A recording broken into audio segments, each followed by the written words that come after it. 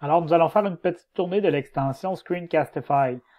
Tout d'abord, vous devez installer l'extension à partir du Chrome Web Store. La façon la plus simple, c'est de simplement rechercher Screencastify dans Google et puis vous allez arriver sur cette page et vous allez appuyer sur le bouton bleu qui va être marqué « Ajouter à Chrome ». Une fois que c'est fait, que vous avez installé, vous êtes connecté à votre compte Google, vous serez en mesure de débuter l'utilisation de l'extension. Pour utiliser l'extension, il suffit de cliquer sur la flèche rouge dans la barre d'extension au bout de la barre d'adresse. Vous allez avoir cette fenêtre qui va s'ouvrir. On vous demande qu'est-ce que vous voulez prendre, votre caméra seulement, votre bureau ou encore un onglet. Je vous suggère de prendre le bureau parce que ça vous permet de vous promener d'un onglet à l'autre ou d'une application à l'autre sans problème. Vous sélectionnez votre microphone si jamais vous en avez plusieurs. Vous voyez s'il capte bien votre micro. Ensuite, vous pouvez décider d'ajouter ou pas la caméra qui viendra se placer dans le coin inférieur droit. Puis, lorsqu'on est prêt, on appuie sur Record. Donc voilà. On me demande, est-ce que tu veux enregistrer, prendre la totalité de ton écran? Oui. Je clique et j'appuie sur Partager. Les outils d'annotation de Screencastify apparaîtront sur la majorité des sites web. Alors, ils apparaissent dans le bas ici. Évidemment, vous êtes capable de venir mettre des clics rouges lorsque vous cliquez. Vous pouvez cacher votre curseur lorsque vous vous déplacez ou vous pouvez mettre un focus sur quelque chose lorsque vous déplacez votre souris pour attirer l'attention. Personnellement, je viens prendre le clic rouge. Ensuite de ça, il y a des outils d'annotation avec le petit crayon. Vous choisissez la couleur que vous voulez bien utiliser. Par exemple, je vais prendre rouge. Et vous êtes capable de venir faire des annotations. Vous pouvez changer votre couleur et faire d'autres annotations. Vous avez la petite efface qui vous permet d'effacer.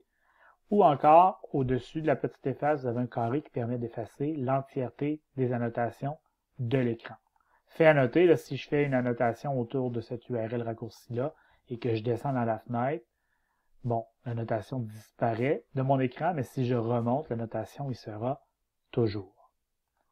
Alors, je vais tout effacer. Et ensuite, je pourrais cacher les outils ou encore appuyer sur pause. Lorsque j'appuie sur pause, j'arrête mon enregistrement.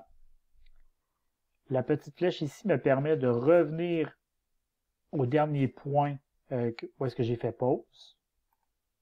Donc, ça va effacer la dernière partie. On entend le petit signal du 3, 2, 1 et voilà, c'est reparti.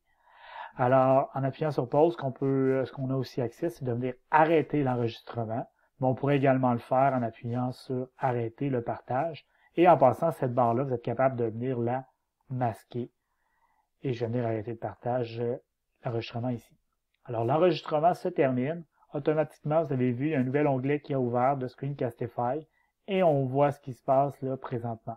Donc, vous voyez très bien là, ce qu'il y en est. Vous voyez ça ici. Vous êtes capable de venir donner un titre à votre capsule.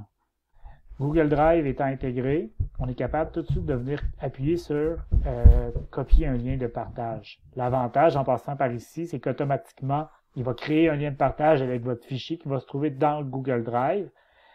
Mais vous n'aurez pas besoin de venir jouer dans les réglages. C'est également dans ce menu-là que vous êtes capable de venir partager sur Classroom ou encore de publier sur YouTube. Si vous voulez que ce soit tout de suite disponible, allez publier sur YouTube, ça va être un peu plus rapide que via Google Drive. Lorsque vous venez publier une vidéo sur YouTube, vous pouvez choisir de le faire en mode répertorié pour tous ou encore en mode non répertorié, vous allez aller partager le lien aux personnes à qui vous désirez partager ce lien-là tout simplement. Finalement, il est possible de venir couper votre vidéo, le début ou la fin, en venant le placer, puis en venant sauvegarder la coupure. Toutefois, c'est un outil d'édition qui est très peu complet du côté de Screencastify. Merci, au revoir.